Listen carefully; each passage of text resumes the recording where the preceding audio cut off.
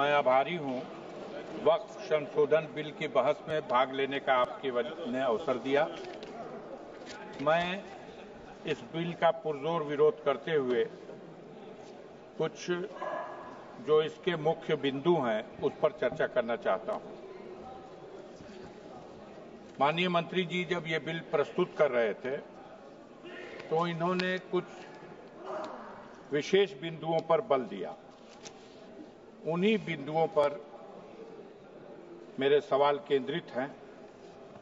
इन्होंने कहा कि इस बिल के माध्यम से सरकार वक्फ की संपत्तियों का संरक्षित करना चाहती है। सवाल इस बात का है कि वक्फ की संपत्तियों को संरक्षित करने के उद्देश्य से इस संशोधन बिल की क्या जरूरत आ गई।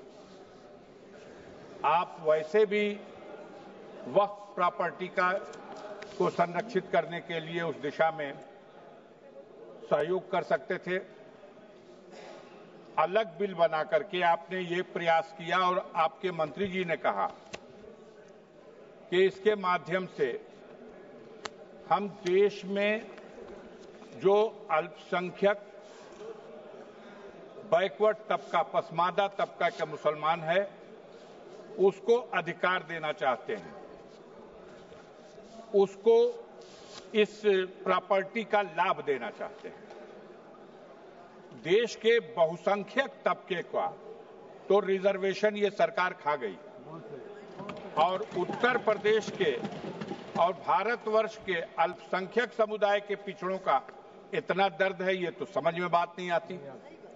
इन्होंने ये भी कहा कि इस बिल के माध्यम से हम अल्पसंख्यक महिलाओं के कल्याण की योजनाएं लाएंगे, उनका कल्याण करेंगे, उनकी सहभागिता इसमें होगी। अजीब सवाल है कि जो सरकार महिला बिल तो पास किया हुआ है इस सदन, लेकिन उस महिला बिल को लागू करने के सवाल पर कान में तेल डाल के बैठी हुई है। सदन के मुखिया अपने परिवार का संरक्षण तो कर नहीं सके, उसको तो न्याय दे नहीं सके, उसको तो अधिकार दे नहीं सके, और अल्पसंख्यक महिलाओं को वो अधिकार देने की बात करते हैं। इसी तरह आगे इन्होंने ये भी कहा कि इस बिल के माध्यम से जो वक्फ की प्रॉपर्टी है उस प्रॉपर्टी का हम अच्छा प्रबंध करेंगे। अब बहस हो रही है बाहर कि अरे एक मिनट तो हुआ महाराज, ऐसा अन्याय मत करिए। बाहर ये बहस चल रही है। हमसे लोगों ने पूछा कि राष्ट्रीय स्मारकों का तो ये संरक्षण कर नहीं पा रहे हैं। देश का लाल किला बनाया शाहजहां ने और उसको दे दिया गया संरक्षण करने के लिए किसी प्राइवेट को।